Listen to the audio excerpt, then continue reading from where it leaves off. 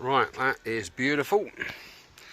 We can see daylight through it, which is absolutely lovely. It's been soaking, it has been rinsed, it has been shaken dry by the fair hand that is one of these.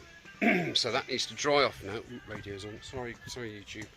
Yeah, I'm going to dry this out now. It's going to be a good 24 hours before that can go anywhere near the bike, which gives me ample time to get that airbox out of there, cleaned right up, spotless, and get to them flipping plugs. Right, thank you for looking, and welcome to this episode of the Triumph Speed Triple 955i service. It's taking forever, isn't it? That's me. Right, airbox has succumbed. Need to unplug this little pluggy here. There is a breather pipe there and another little pipe there that you take off. So there we go, there's the breather pipe.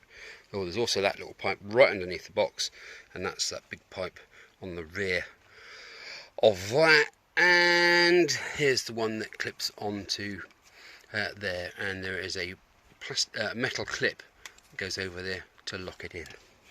Right, here are the three coil so I'm going to need to get in there. What I'm going to do is I'm going to do one at a time, and that's that. The air cleaner's all nice and clean and ready to go on. Which one did I find that's doing nothing? That one. Look at it, how dirty that is. So that's never been plugged into anything. So I wonder what that goes into, or not. Well, not obviously, but would have been nice to know, wouldn't it? Anyway, let's have a look inside. Filthy dirty. I have actually blown out a load of crud. There was a load of crud in there, and I didn't want to open the throttle body up to open up the three butterflies and let that fall inside. Yeah, it's the same there. So what I'm going to do is give them a quick squirt of the old carb cleaner, then I will get a cloth inside there, clean these out best I can, then open them up, then give them a squirt. Okay, and then do these. Now, there's no oil leakage from the rocker cover gasket. There is a rocker cover here. The engine doesn't have tappets as such. They have rockers with shims. So the shims sit underneath a little bucket, and yeah, so they last longer generally. They're saved you.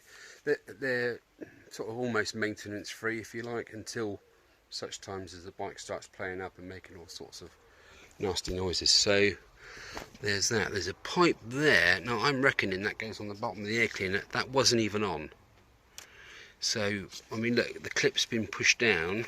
Where are we? The clip's down there, not up here where it should be. So I will endeavour to refix that on. Okay, let's crack on with the first one. Come on.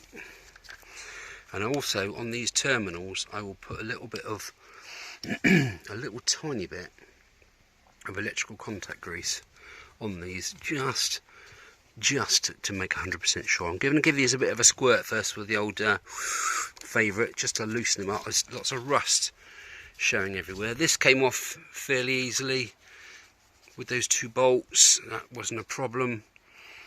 Yeah, the gasket between there seems okay. There's a little bit of weepage going on. I might just give that a little bit of a nick, just them two, just to button up anything that's not buttoned up.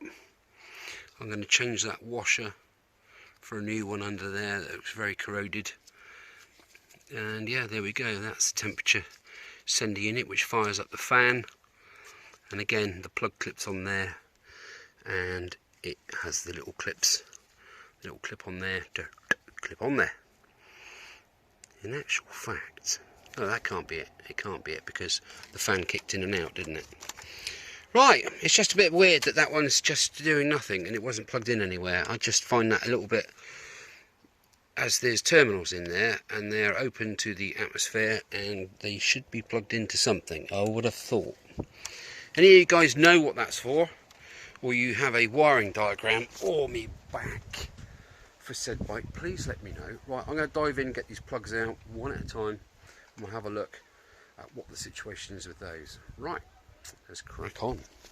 Oh, Winston, when you licked shocked me and stopped me from shaking. So we went for a walk on Winston. What am I drinking? I haven't drinking anything. Right. Okay, where was I at on my last little clip? Anyway, plugs are out, as are the coil packs. Now, I numbered the coil packs. That's number 3. So that's there. Okay, and this is a bit childish, isn't it? 2 at 1, I mean. And number 2 in the middle, because they tell a story along with the plugs. Okay, we've got number 1 plug there. All nice colour. We've got number 2 plug there, all nice colour. And we've got number 3 plug there, all sooty and black. Now that says to me that it's running rich on number 3. Now I had a good look at the terminals, and they are, well, they were green and crusty, and these were all rusty as well, where they're bolted down, so I've cleaned them up on the wire wheel. Incidentally, when I sort of took one of these out and the plugs in there, I got old Henry the Hoover nozzle on there, because there is bits of debris in there. I don't know how it got in there, but it's in there, and I wanted to get that out of the way before I removed the plug and got a load of snot down into the holes where the pistons are. You don't want snot in there. Okay, so that was that, and so I did the same to all of them. I cleaned up all the terminals. I will use a bit of electrical contact, sort of fluidy, greasy type stuff on those 2 pins on those. So, not only do we have something on with cylinder 3, I decided to have a really good look at all 3 carbs. Okay, I've cleaned, as you can see, it's all nice and spotless. Why aren't you focusing, you son of a gun? Right, I'm going to pause that. Let's try again. Does that focus? Yes, it kind of does. Okay, so we'll flip the throttle body open, get those butterflies open, have a good look in there, nice and bright. Number 2, where are we? Yeah, fairly bright. And number 3, fairly dark. So this has all been cleaned up. As you can see, I've been giving that a right good finger blasting all around and all around, because that was all black, as you can see, and there were little bits of crust. So I got my squirted them so they were quite full. They were sort of gas tight. This one was letting by a tiny bit. So got me a paper towel in there, finger blasted the frickin' lot like that. Then I opened up the valve, then I got my finger right in under the butterfly and cleaned them all out, so that's good. And then I thought to myself, just give it a coat of looking at before you sort of brain starts going into overdrive. So I thought I'd check these. That's proper on there. Yeah, that's proper on there. And this one, it's all split, isn't it? So that would, I guess, somehow affect. That is literally nothing. There's nothing holding it on there. That would affect mixture, don't you reckon? Anyway, this new set of plugs are here for the service. Can you see? Why isn't this focusing? Focus, you son of a gun. Right, as you can see, there is one very obvious difference. That one has been on the pasties, and that one's been on the keto diet. So these new ones are absolutely no good. I reckon they just sent the wrong flipping kit for this bike, because the air filter was wrong, wasn't it? Luckily we got the catent in. What else was I going to moan on about? Right, so we need new plugs. We know there's something not right, running right with cylinder 3, which is this one. I found that, so that needs addressing. I'm just going to leave it off just because. Oh yes, to get the spark plugs out, you need a special spanner, or spark plug spanner. So I found this old thing Melco in my tray of many parts, and I managed to stick a 24mm socket on the other end so I could get some purchase on it, because it goes in literally that far. Okay, and this end, which fits the plug perfectly, because obviously you have the hexagonal shape here, you would have a big sort of 6 corners, wouldn't you, here? And it is that tight in there, I've had to grind off all 6 edges of this spanner for that to get down and not foul the aluminium casing of the head of the the bit where the spark plugs go. It is that tube, that hole is that tight. I've had to do that. Up here for dancing, down there for thinking. I ain't got a clue. So anyway, I'm gonna call that it for today. Like I say, I've got to sort that tank out because it's dribbling. I don't want it to be dribbling all night because that was a lot of dribble.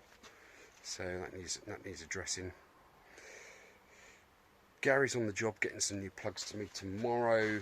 The air filter is in drying position, like so. That'll be ready for tomorrow. That'll go in the airing cupboard when I go in a minute for din-dins. So it's just the brakes to bleed then after I've put all that back together, and I'll sort the headlights out. And there's a few little knickknacks, isn't there? I've got to get that bolt to go in there. Actually, I might do that now before I pack up. Okay, well, right, thanks for looking. We'll catch you in a bit. Hello, it's again. Right, as we're waiting for these sparkulator plugs to turn up for this Triumph Speed Triple 955i, I'm going to crack on with bleeding the brakes and getting some new .4 fluid in the system. Okay, I've got a jar to collect the old stuff in. I have a vacuum pump that I use for other things. Right, most importantly, cover your bike. Cover your bike so nothing can go anywhere else apart from in your sock. Rag. In your rag there. Right, okay. So first of all, I need to use my JIS screwdriver on that little Phillips screw to release this catch, to undo the top, to be a doctor and nurse and out of there into there. So we'll do that first of all. Now, quick, brief explanation about this braking system on this 2000-year bike. So it's 22 years old, cracking on for 23.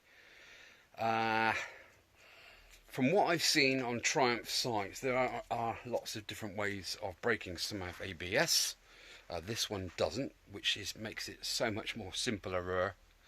Okay, some have linked brakes, front to rear. These aren't. Some have twin pipes coming down off of the master cylinder. This one doesn't. It just has one, which is great. That makes it even more, come on, simpler. That's right, you're picking up. Let's just get my my sock rag back around there to catch all the waste, should we say. Sorry about the camera work. It's difficult to do this with one hand. Roger Dodger. Okay, so basically the pipe comes down, it goes down, and it goes down, and it goes down to there, to the right hand brake caliper, and then a pipe goes from there, jumps across, and comes down to the left hand, a caliper. Okay, so what's the easiest way of bleeding this system? Well, it's quite simple actually. It is probably the most simple system to bleed. You need to draw the fluid down the pipe. We're going to suck out the old fluid and pop in new in the reservoir once we've cleaned the reservoir out completely with the blue towel. Right, so the reservoir is now full up or near to the top with new white wine coloured fluid as opposed to dark tea. Then we just need to come across to this side, to the bleed nipple, which is there. There's the bleeding nipple. Right there, look, where my fingertippy is. And when we start to suck the fluid through with the vacuum pump, okay, or a great big syringe, which I have, which might be even simpler, mightn't it? Yes, yes, yes.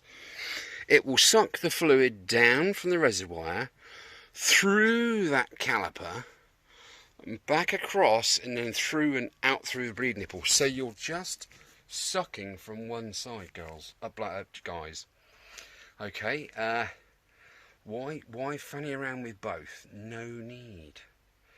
Having said that, I will suck a bit off from the right hand side where the two pipes go to bridge, right at the very end, just to remove some of the sauce out of the caliper barrel, the piston barrel, if you know what I mean.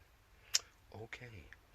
Now, you can also, if you haven't got a vacuum pump, what you can do is put your 8mm ring spanner on your nipple, okay, and then you put your 5mm hose into a glass jar, something like that, or receptacle, something like that, and remove the fluid, the brown fluid from the top reservoir, the old stuff, put in the new, okay, but keep your eye on that.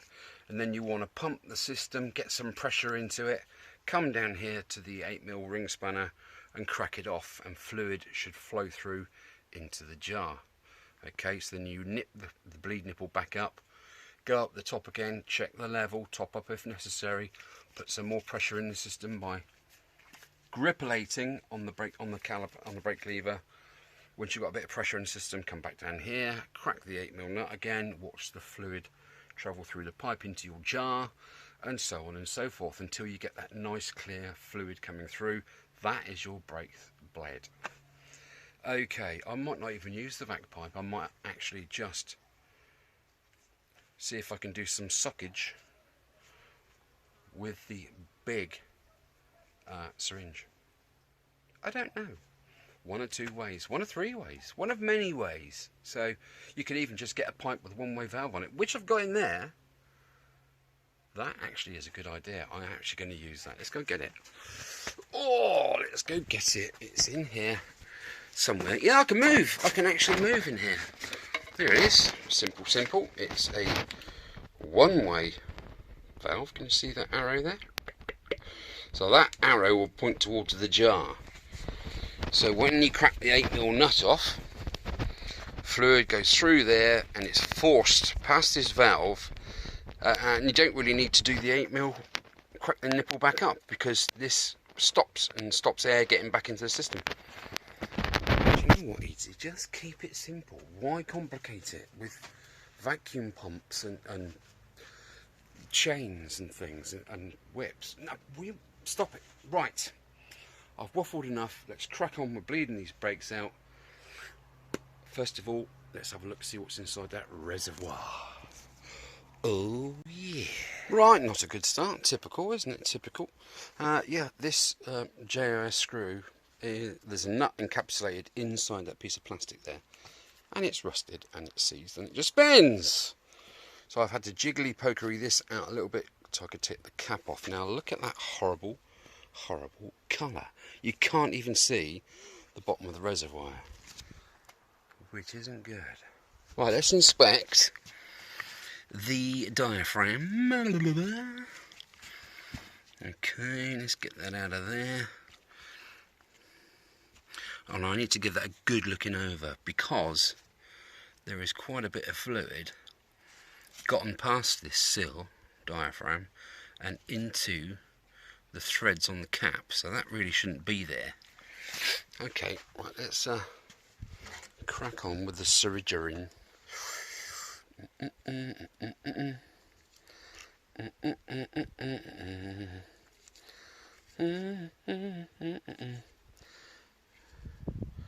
My brother said that it was me that put shampoo in Grandma's tea. Oh, really? Oh, it's like going for a prostate exam, honestly. Right, I think one more squirtage Should do that. Luckily it's a one-handed job. Oh, another one, and there is bits of blackness in the bottom of there. Well, that's not good. As you can see, I've also covered up the gorgeous gold wheel because I do not want any drop of this nasty stuff getting in there. Right. Oh my word. Well, we can see the bottom. Yeah, see the black bits? Yeah, not good, is it, really? That's like the stuff I found in the water system, isn't it? Okay, I could have used my big syringe and gone for a one hit, but to be honest, can't find it. Okay, now we need to clean all that goo out of there. Look at all the stuff that's floating around in there. Can you see it? Look. Horrible. Horrible, horrible. Be interesting to see if there's any water in it, won't it, later? I'm just going to dab that on there. I shouldn't really, because it's part of that. Right, that's that done. Let's get some blue paper towel. Fiddly-ding. Wackaroony. Put it in there. Give it a bit of a blasting with the finger of fortune. Seen worse. Oh, that's moisture. That was moisture. Yeah, that is wetness. That is water. Now, water is heavier than brake fluid, and it goes to the bottom. And what's at the bottom? The hole which delivers brake fluid to the master cylinder, which pushes it down to your calipers. They're aluminium, and water and aluminium don't mix, do they? That's why you get all crusty brakes over time if your bike isn't just maintained as it should be. And there is no real hard job to do on most motorcycles, unless it's a motorcycle that's so stupidly expensive you would never touch it, and because you've got that much money anyway, why would you? But for you and me, likes of you and me, Joe Blogs, there isn't really anything that you can't achieve. If you're going to do anything to your bike you're unsure of, you've never thrown a spanner in anger, go onto this channel, go onto YouTube specifically, not my channel, YouTube, and Google what you want to do, and there will be 100 videos on there sometimes of what you want to do, which will really help you out. You know, it will give you at least some kind of knowledge. Get your pen and paper out, write down what they're saying in order, 1, 2, 3, 4, so you can just look at it, cross that one off, look at it, number 2, cross it off, number 3, cross it off. It's not that difficult, is it really, guys?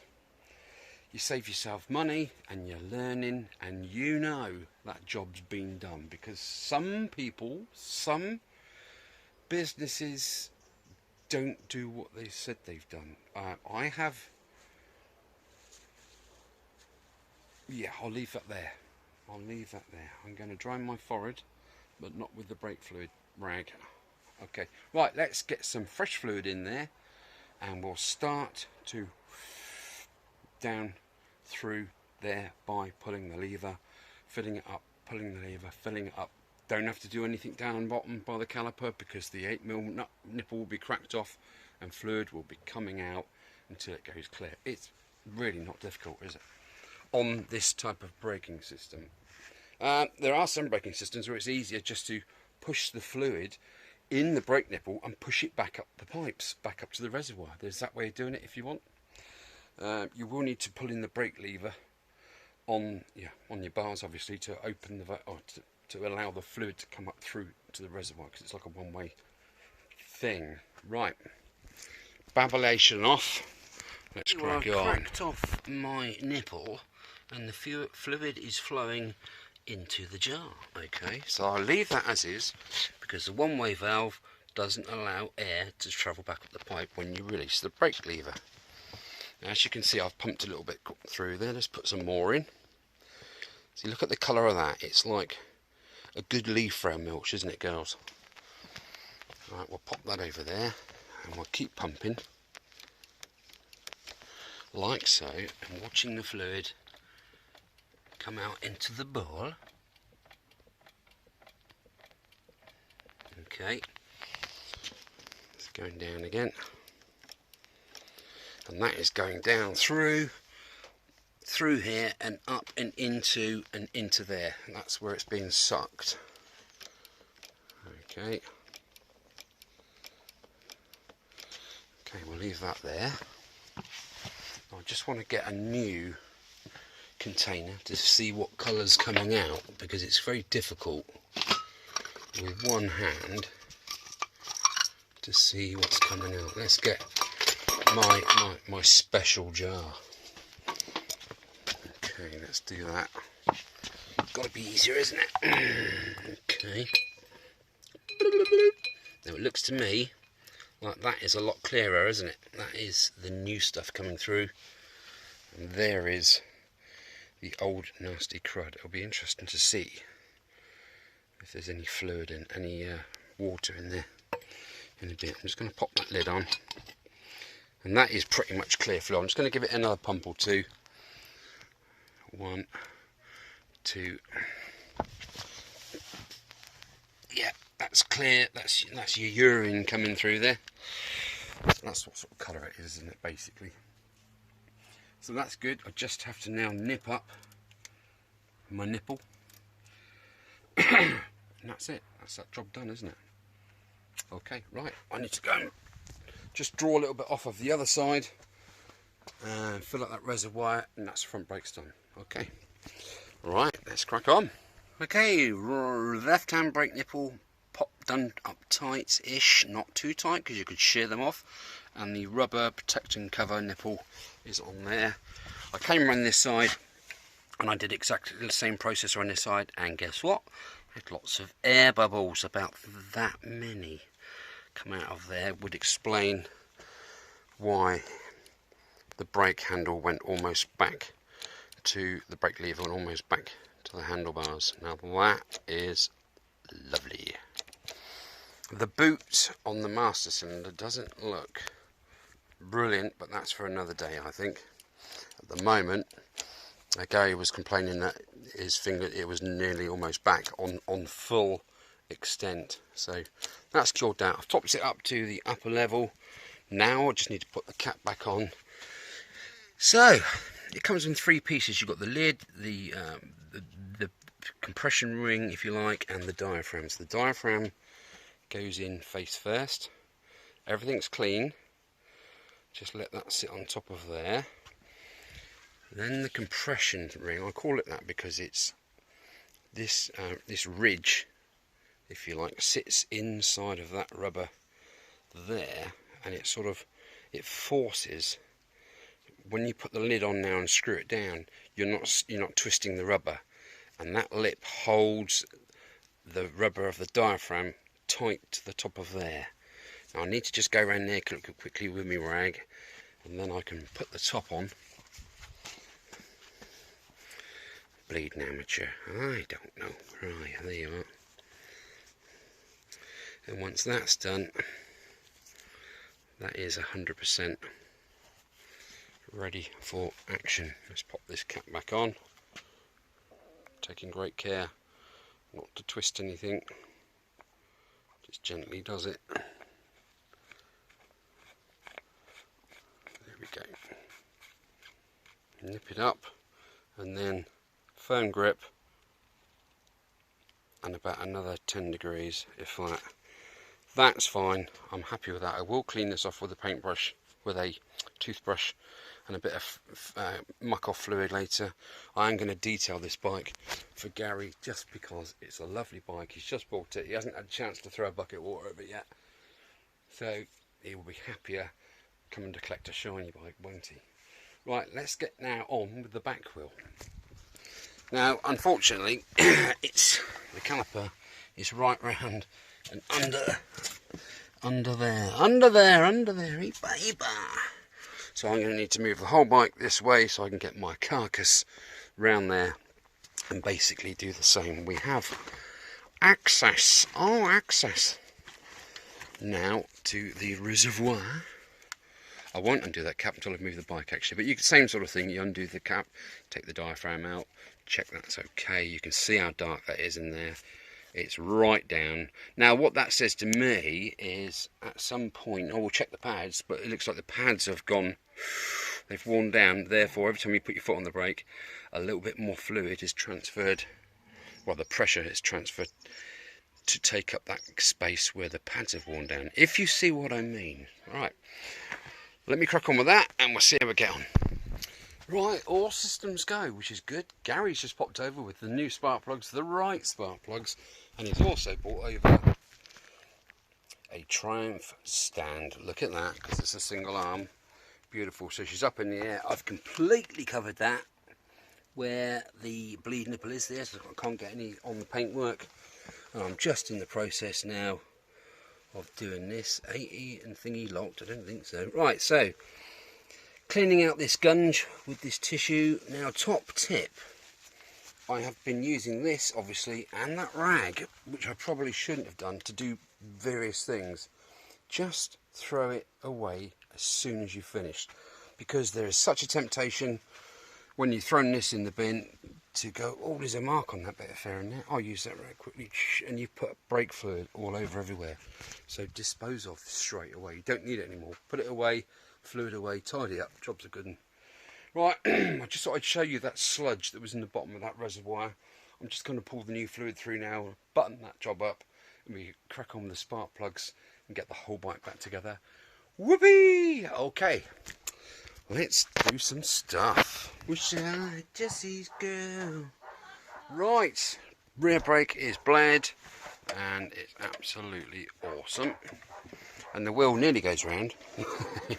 It's a little bit on the stiff side, but then again, we have got the jack on the rotating part, which shouldn't be. Anyway, plugs are in all nicely. Top tip, I think I said this before, put your spark plug end through there, drop it down in, and a few turns, then you can stick your tool on there and give it a good finger blast until they're nice and you feel when you reach the crush washer, and then another sort of quarter of a turn and a bit just to snug them up. And yeah, I sprayed contact cleaner in these, pulled them in and out a few times like that, or was it like that? It's like that I think. And yeah, so that's all good. I'm just now getting all the plugs out the way. I've replaced this hose from this air valve because it was split. Where is it? Here it is. It was like that, wasn't it? This end is really bad. It's split all down there. That's why it's flopping around everywhere. And the end that went up into there, like that, that is also split and perished. So, 99, sir. Change hands. That's better. So that's all done. I've used brake hose clips on there and Jubilee clip on there. This cannot be kinked, this hose. So hopefully, when the airbox sits on there, that won't be by the airbox. I've kept it as short as possible, so it doesn't have any kinks in it. So that's that. Now I just need to vac out these again, because I think there's a little bit of there's a little bit of gubbins in there. I want to get that out. I need to get these ready for the tank to go back on. I want to change these seals as well on the inlet and out on the on these two pipes that go into the tank. Okay, so I want to change them. I've had to put a plug on there, a rubber bung, because it was dripping petrol everywhere. So that's probably full up with fuel. So like I say, I want to change these seals, and that we can plug all that back in, plug all back in, and job's a good one. Before I clean up the airbox, I covered that in WD yesterday, so I should be able to just wipe off all of this Bonus Snottius. Now, when I took the airbox out of its bed, I found that this pipe wasn't even connected, didn't I? That is a breather from the crank to give positive pressure into the airbox. So what the guy, whoever did it last, should have done, oh, that's not very good, is it? It's a bit milky in there. Ew. Oh, we didn't see that. That doesn't matter. Anyway, so that's condensation causing that. That's all, guys. Nothing to worry about. I need to crack that off, that Torx, and I'm going to slide that hose up to about here, where I can fit it to the airbox properly, and then pull it all back down again and refit there. If a job's worth doing, it's worth doing properly, guys, isn't it? Right, so that is almost it, really, isn't it? I need to have a look at that headlight so we can get 2 main beams on. Apart from that, get it all back together. Get it together. Let's have a look at that oil level now. That is up on the stand. That is good to me. Yeah, and once it's all back reconnected and fired up and hopefully purring like a Persian kitten, then I am going to throw my cleaning rags all over the bike and get it a bit sparkly. So that'll be nice for Gary when he returns tomorrow to pick it up. Yeah, it's been a bit of a slog, isn't it? 3 days, mind you. The first day was half rained off. Second day, parts were wrong, and today it's all going back together. So it's not bad, not for a beginner like me. So that's all right. I think I need a brew and a sandwich. Oh, can I have a sandwich? Because I'm on keto, so I'm going to have a brew and some stuff, eggs or bacon or something. Yeah, that'll do. Cool. Right, let's crack on. Right, I have the airbox here, which I'm cleaning with this super duper wipes. Just giving it a once over before we put the air cleaner back in, and well, first of all, oil the air cleaner. Now, the oil for the air cleaner should be a light oil. I've only got multi-purpose. It will have to do for the time being. Yeah, I covered this last night in WD or equivalent, and it's done its job. It's lifted up all that grease, so it's all just wipes off basically. Now, do you remember we had a look at the underside and I said that's greasy, that's not greasy? Okay, now that shouldn't have been greasy, should it really? But if we look at it closely, without it falling over, that there is where that breather pipe I just showed you should have been fixed onto there, coming from the crank, so it has oil in it and condensation and all that stuff. Well, that's where it's been blowing out. It's been absolutely caking around here. That must have been freaking horrible. Anyway, just thought I'd show you that, because there's something that, if something's not right, it always has a consequence. Anyway, so there we are. Right, let me crack on and get on with this bike and get it back together. Airbox, nice and clean and shiny. That's the MAF sensor there. That plugs into this shorty one. Shorty long like that. This long one goes up and over the airbox and picks up the temperature sender there. So we have this one now raised up with a new clip ready to go on onto there, where it blew all the oil out everywhere. This little fandango, that goes, it's just a sort of short piece of pipe, look, but that goes in there, and that end goes on that little teat there, so it creates a vacuum, and the other end plugs into the fuel tank, like so. This piece there, that goes into this grommet there, and finally this piece here, which I've just cleaned up, and the clip seems okay, goes under there onto this one, that little baby there, and then something goes on there, but I don't know what. In actual fact, I don't know. I don't think anything goes on there, because it's a plug. It's not a hole. Okay, there are the 3 pieces all cleaned up. Make sure that they are meticulously clean, because as soon as the engine starts to suck in air and fuel mixture, anything in there goes straight down those 3 and into your pistons and valves. I've hoovered these out one last time, so that's ready to go.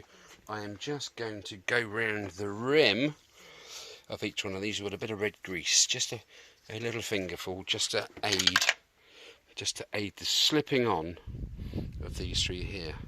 I'm thinking to myself, why is there a great big hole there? Surely that's not good, but that is where this thing sits up into the airbox, and this gasket, make sure that that's 100% okay, because it is doing a job. Right, I'm just going to give that a bit of a clean out before I finally wiggly jiggle that in whilst connecting all the pipages and pluggies and things. Okay, as soon as we've done that, we can pop the tank back in, but we can get this bolted back down, clean that piece up, get the tank on, and then it's time for another brew. I think so. We can pop the air cleaner in then, can't we? The housing somewhere. I don't know where. Right, we're getting there. Things are getting buttoned up. I have changed the O-rings on the two fuel. Where are they? On that one there and the one that's under there. I've changed those. Here's the old ones, and you can see what I mean now. Here's the old ones there. See that? It's not good. And I'll tell you how that happens. When you press the little lever in on the tank valve where these pipes go into, you push the clip in to remove the flange, if you like, the flange. So you push the metal clip in, it's a spring-loaded one, and it goes in a couple of 3mm, and then you start pulling it out, and it's a little bit stiff, isn't it? So you use all your hand to get it out. Of course, you've let go of the spring clip, and as it comes out, it sort of shears off. Yeah, that's if they haven't already perished. But anyway, I've just changed them part of course. One wasn't very good, so why not change two? These, the red box of sills, you can buy them online. They are petrol resistant. Right, okay, so now the airbox is in situ. The K&M filter has been lightly oiled on the intake side, so where it flows through to the carb, the oil's the other side. Okay, and I've put a little bit of oil also around the flange of the air filter, so when it slides down in, it makes it like a gas tight seal. That's pretty good. All this has been cleaned up. I've changed the little washer on there. Why isn't that focusing? I don't know. Everything's plumbed back in. That's plugged back in. The math sensor is plugged back in just down there. We have the pipe down there. Oh, it's not focusing, for goodness. Anyway, it's all plumbed in, and that pipe there is plumbed in as well with the clip on it. Look, you can just about see that out of focus. There it is by my thumb. So that's all beautiful. Now I'm I'm completely ready for the tank to come back and sit on, and then I can put the fuel back in the car. I had to take the fuel out of the tank. It was just too heavy. So yeah, that can be filed under B for bin. Right, let's crack on again. Good morning. We were a bit fogged up this morning. How are you? Right, last day for this beautiful Triumph. Edie, can you please fix my headlights? When you put it on high beam, one headlamp goes off and the other one comes on the high beam. I've just fixed that. Easy enough. You've got the 3 pins in there. Okay, so you've got your dip, your high, and your neutral, negative, earth, whatever you want to call it.